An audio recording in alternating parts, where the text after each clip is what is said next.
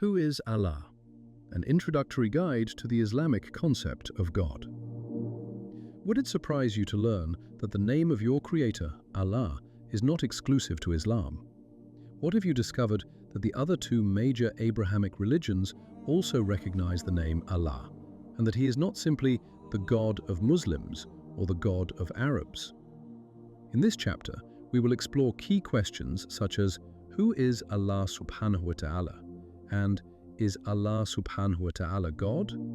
We will also introduce Allah's names and attributes, helping you gain a clearer understanding of your Creator and build a closer, more meaningful relationship with Him.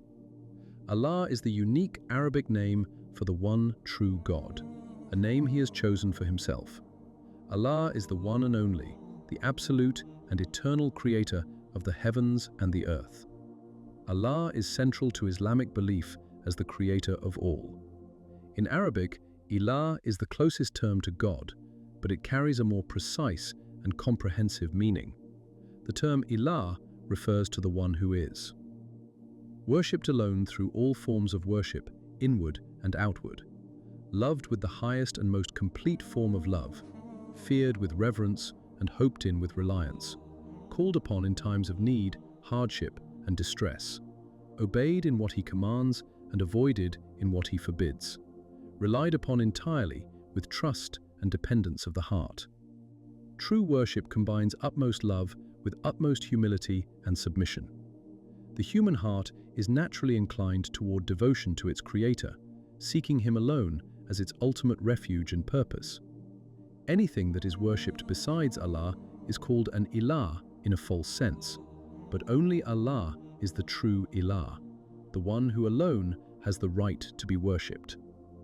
Allah subhanahu wa ta'ala is derived from the Arabic al-ilah, combining the and God to mean the God. This emphasizes monotheism, a central tenet in Islam. Allah subhanahu wa ta'ala describes Himself in the Quran. Say, He is Allah subhanahu wa ta'ala who is one. Allah subhanahu wa ta'ala, the eternal refuge. He neither begets nor is born, nor is there to Him any equivalent. Quran 112, 1-4. While the term God is general and can refer to any deity or object of worship, Allah is specific. It is the proper name of the one true God in Islam, the creator, sustainer, and ruler of the universe. Muslims worship Allah alone. Muslims often prefer to use the name Allah rather than the English word God, due to important linguistic and conceptual differences. The English word God can be pluralized as gods and has a gendered form such as goddess. In contrast, Allah in Arabic is singular and gender neutral, aligning with Islamic belief in a unique, transcendent deity. God can be understood differently depending on one's religion or cultural background. By using Allah subhanahu wa ta'ala, Muslims specify that they are referring to the one supreme being in Islam, ensuring clarity and accuracy. When speaking with non-Muslims, Muslims sometimes use the word God to clarify that they are referring to Allah, the one unique creator and supreme being worshipped in Islam. Allah is not a foreign god, nor is Allah subhanahu wa ta'ala a foreign name. It is a common misconception that Allah subhanahu wa ta'ala is a different deity from the God worshipped by Jews and Christians. In reality, Allah subhanahu wa ta'ala is the Arabic name for God, used by Arabic-speaking Christians and Jews as well.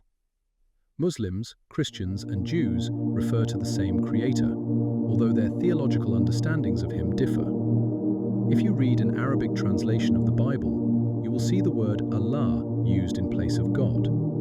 Both the Arabic Old and New Testaments consistently use Allah subhanahu wa ta'ala as the name for God. This usage predates the revelation of the Quran, with Arabic-speaking Christians and Jews long using Allah subhanahu wa ta'ala in their prayers, religious texts, and daily life, just as Muslims do. This shared terminology highlights historical connections among the three Abrahamic faiths, Islam, Judaism, and Christianity. However, it is crucial to recognize that although the name and the creator are the same, each religion holds different theological beliefs regarding him. Both Muslims and Jews reject the Trinity, the belief that Jesus, a self, died for humanity's sins, the idea that he is God or the Son of God, and the concept of divine incarnation. While Jews reject Jesus, a self, Muslims believe that Jesus, a self, was one of Allah's mightiest messengers, sent to deliver Allah's message to the children of Israel. Muslims also believe that Jesus, a self, performed miracles by Allah's permission and power. Al-Rab is a Quranic name of Allah that describes his lordship over all creation. It refers to Allah as the creator, owner, sustainer, and master of everything that exists. Understanding Al-Rab helps explain how Allah relates to his creation and how he cares for it. In Arabic, the word Rab carries meanings such as ownership, authority, nurturing, and control. It refers to the one who brings creation into existence, maintains it, and governs it according to his wisdom. Al-Rab means that Allah subhanahu wa ta'ala is the absolute owner and master of all creation, the creator who brought everything into existence, the sustainer and provider of all needs and provisions, the one who manages and controls all affairs in the universe. In the Quran, Allah subhanahu wa ta'ala is described as Rabb al-Alameen, Lord of the worlds, and Rabb al-Nas, Lord of mankind, indicating that his lordship encompasses every being and realm. Recognizing Allah subhanahu wa ta'ala as Al-Rabb leads a person to rely upon him, be grateful for his blessings, accept his decree, and trust that all matters are under his complete control. Muslims believe in one unique and incomparable God who has no son, daughter, father, mother, family, or partner. He is the knower of the unseen and the source of all mercy. Allah subhanahu wa ta'ala is the creator, maker, fashioner, and the all-wise. Everything in the heavens and the earth glorifies him. Only Allah subhanahu wa ta'ala is worthy of worship, reverence, and adoration. No other deity deserves acts of worship except Allah subhanahu wa ta'ala. Allah subhanahu wa ta'ala is unique, indivisible, and unlike anything in creation. Comparing Allah to anything worldly is impossible because he is beyond all comparison. While the human mind can affirm Allah's existence and understand what he has described about himself, it cannot grasp his true reality because Allah subhanahu wa ta'ala transcends human imagination and visualization. Muslims avoid attempting to imagine Allah subhanahu wa ta'ala because doing so would confine him within the limits of human thought. Human imagination is based on what we observe and our finite experience. Allah subhanahu wa ta'ala is eternal, without beginning or end, and free from weakness or any human limitation. He transcends everything the mind can picture. As the Quran states, no vision can encompass him, but he encompasses all vision. For he is the most subtle, all-aware. Quran 6:103. Allah is the King, the Holy One, perfect and free from flaws. He is the protector, the keeper, and the sustainer of the earth, the universe, and all that exists within them. Allah subhanahu wa ta'ala is the glorious, the great, deserving of all praise and worship. The dominion of the heavens and the earth belongs solely to Allah subhanahu wa ta'ala. Nothing escapes his knowledge, and nothing is beyond his power. He is the Lord and Master of the physical universe, and the ruler and lawgiver over all humanity. From the smallest subatomic particles to the vast expanse of galaxies, Allah subhanahu wa ta'ala is the creator of all things. He controls the sun's warmth, guides the winds, and maintains the planets in their orbits. He orchestrates the transition from night to day and day to night. He is the master of the day of judgment. Allah subhanahu wa ta'ala is eternally vigilant. He neither sleeps nor slumbers. He created the universe without fatigue. Allah subhanahu wa ta'ala is self-sufficient and independent, while all creation, including you, relies upon him for existence and sustenance. Allah's knowledge encompasses everything. Nothing escapes his awareness, whether visible or hidden. He knows every action and thought, both public and private. He is aware of all events that have happened, are happening, and will happen, even how matters would have unfolded if they had occurred differently. Allah subhanahu wa ta'ala understands your struggles and emotions. He is the all-aware and the all-hearing. He listens to prayers and supplications, accepts sincere repentance, and forgives sins. Even the most minor details, like a leaf falling or a seed sprouting, are within His knowledge and control. The Quran states, "Not a leaf falls without His knowledge, nor is there a grain in the darkness of the earth, or anything fresh or dry, but that it is written in a clear record." Quran 6:59. Allah's power is supreme and absolute. Nothing can happen without His will or permission. Without His consent, no power, might, or influence can affect anyone. Allah subhanahu wa ta'ala has power over all things. He states, "Whenever we will anything to be, we say to it, 'Be,' and it is." Quran 16:40. Understanding Allah subhanahu wa ta'ala is essential for cultivating true love and devotion. Learning His names and attributes is among the greatest means of drawing closer to Him.